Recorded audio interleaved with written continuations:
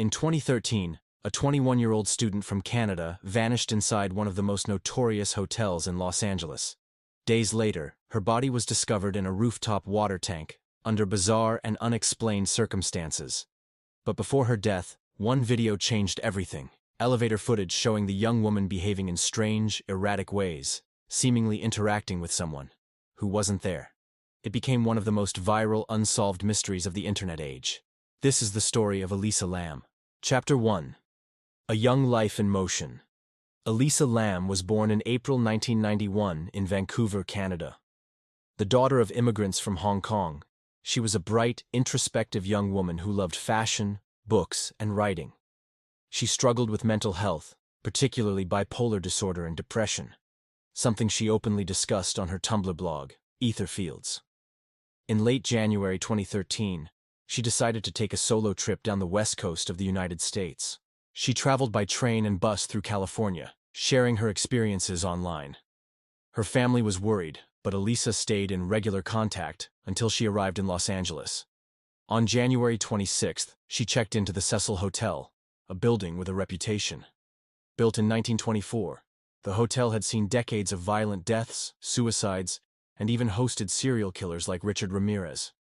Elisa had no known connection to this history. To her, it was just an affordable place to stay. At first, she was assigned to a shared room on the 5th floor. But after complaints from roommates about her odd behavior, she was moved to a private room. What exactly happened in those first few days remains unclear. Chapter 2.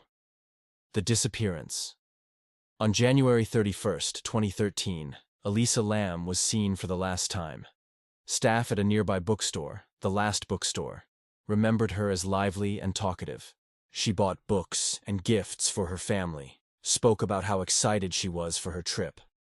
Nothing seemed out of the ordinary. But that evening, Elisa didn't return any calls. The next day, she missed her checkout time and didn't respond to hotel staff knocking on her door. Her belongings were still in the room. Her parents, alarmed by the silence, contacted the LAPD and flew to Los Angeles to help find her. A search was launched. Police searched her room, interviewed guests, checked local hospitals, and canvassed the area.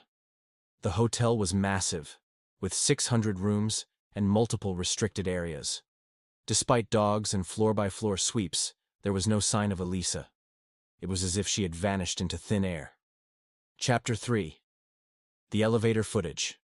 2 weeks after her disappearance, the LAPD released a piece of security footage from one of the hotel's elevators. It was recorded on February 1st, the day after Elisa was last seen. In the video, Elisa steps into the elevator and begins pressing multiple buttons. But the doors don't close.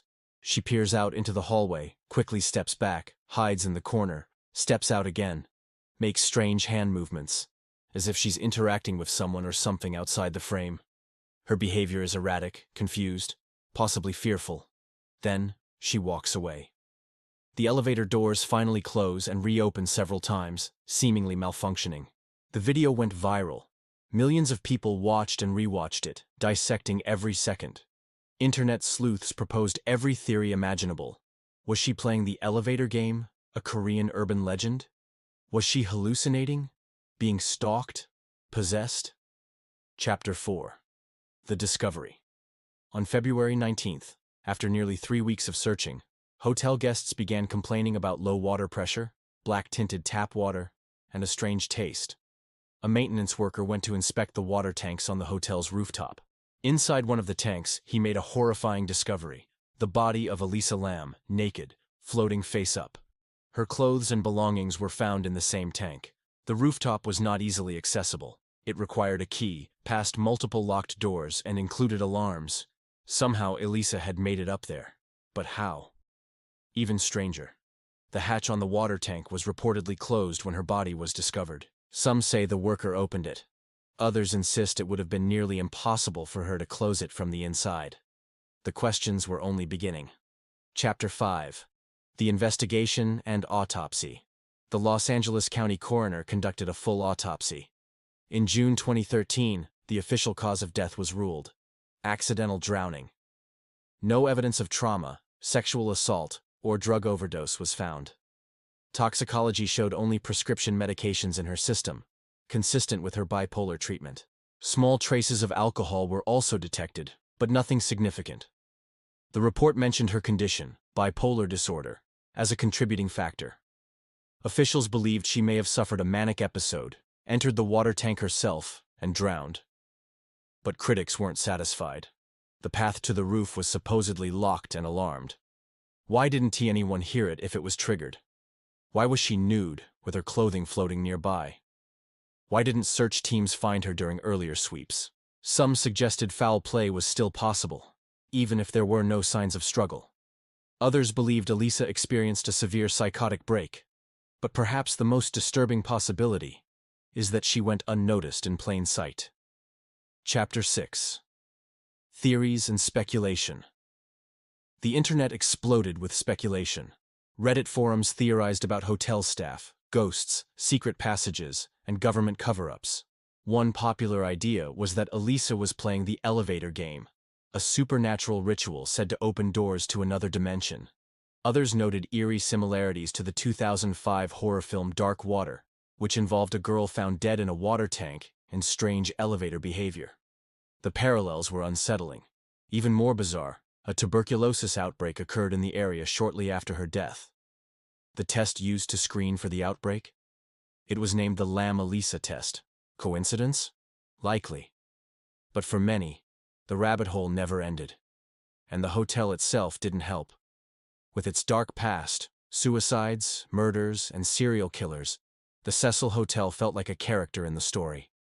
It had a long-standing reputation for tragedy and misfortune. Chapter 7. The Internet Obsession. The case of Elisa Lam became one of the first viral true crime stories of the modern internet. YouTubers analyzed the elevator footage frame by frame. Podcasts dedicated entire seasons to the mystery. Web sleuths cross-referenced hotel blueprints, staff rosters, and even her social media history. In 2021, Netflix released Crime Scene: The Vanishing at the Cecil Hotel, a 4-part documentary exploring both Elisa's case and the building's notorious past.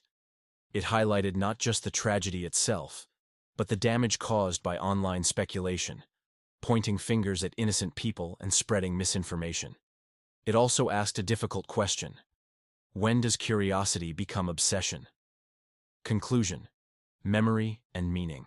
Elisa Lam's story is more than a viral mystery. She was a real person, vulnerable, intelligent, creative, and struggling with mental illness. Her death, tragic and unexplained in many ways, serves as a stark reminder of how we engage with the unknown. Was it an accident, a mental health crisis, a security failure? Perhaps it was all of these at once.